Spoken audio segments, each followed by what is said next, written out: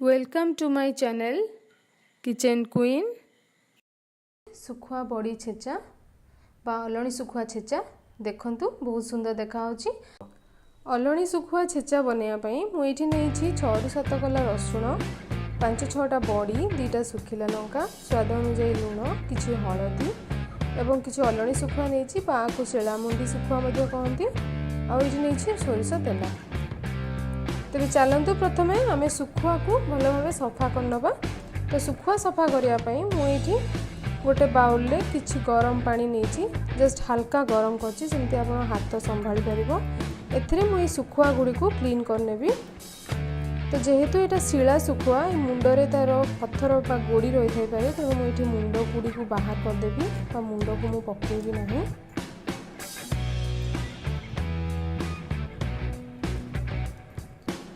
गरम पानी रे टिके पके देले सुखुआटी भल भाव क्लीन हो जाए। तो टिके हल्का गरम पानी रे पके देबे।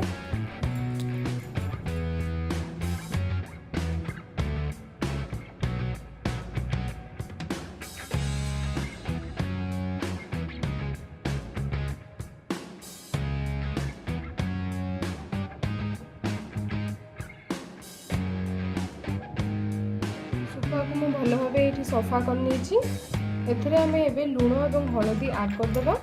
जेहेतु एटा अलानी सुखुआ तेणु लूण आप निश्चित ऐड करेंगे। आपको भल भाव गोले देबा।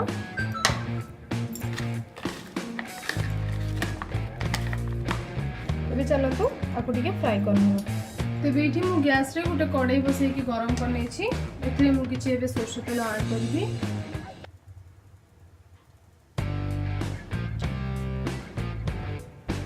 एवं सेथिरे ए सुखुआ गुडी को कच्चे समय भाजी देबो। गैस फ्लेम को सबले सिम रे रखिबो सुखुआ लागि देबो।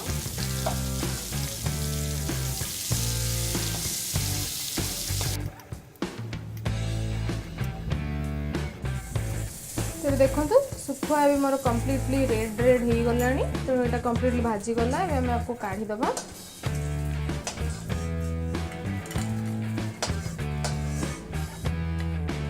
एवं सही सेम कड़ाई रे आमे आउ टिके तेल पकेकी जो बड़ी नहीं थी से बड़ी को मु भाजी देबी।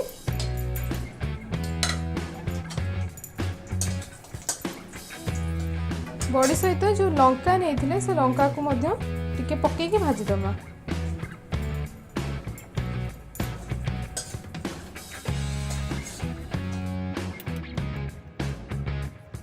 देखो लंका और बड़ी मोर कंप्लीटली भाजी हो गलानी। एबे हम गैस फ्लेम को बंद कर देबा एवं आको गोटे प्लेट को बाहर कर देबा। टिके समय आको ठंडा हवा पई छाडी देबा।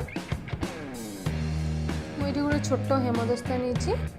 एबे हम एथरे रसुण किछि ऐड करबा। आ जो सुखिला लंका भाजी थिले ताको ऐड कर देबा। जेहेतु मु सुखुआरे लूण देइथिली तेणु मु हल्का लूण देबी। एबे को टिके भल भाबे प्रथमे छिछि देबा। एबे एथरे आमे बड़ी और सुखुआ को पकेकी छिछिबा।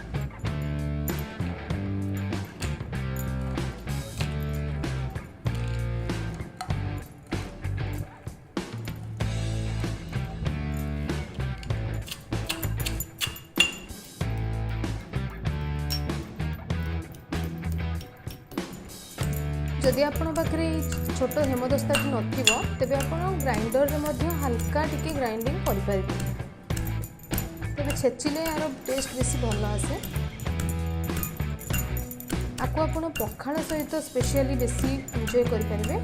एटा पखाळ सहित खाया को बहुत ही बढ़िया लागिबो। देखंतु छेचाडा मोर कंप्लीटली हो गलानी। एबे हमें आको टिके बाहर कर देबा गोटे प्लेट को।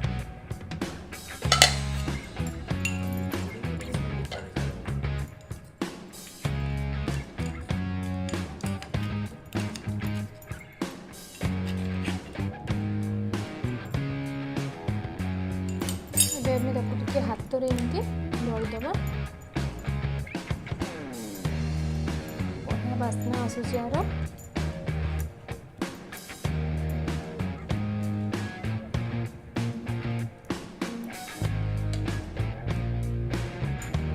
तेबे प्रस्तुत हो जाइए सुखुआ बड़ी छेचा अलणी सुखुआ छेचा। देखंतु बहुत सुंदर देखा आपको आपण पखाल सहित बहुत भल एंजॉय करेंगे। तो आपको घरे निश्चित ट्राई करंतु एवं एंजॉय करंतु।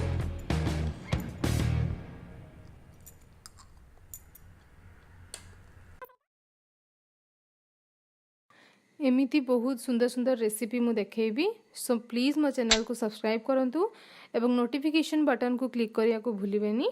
धन्यवाद।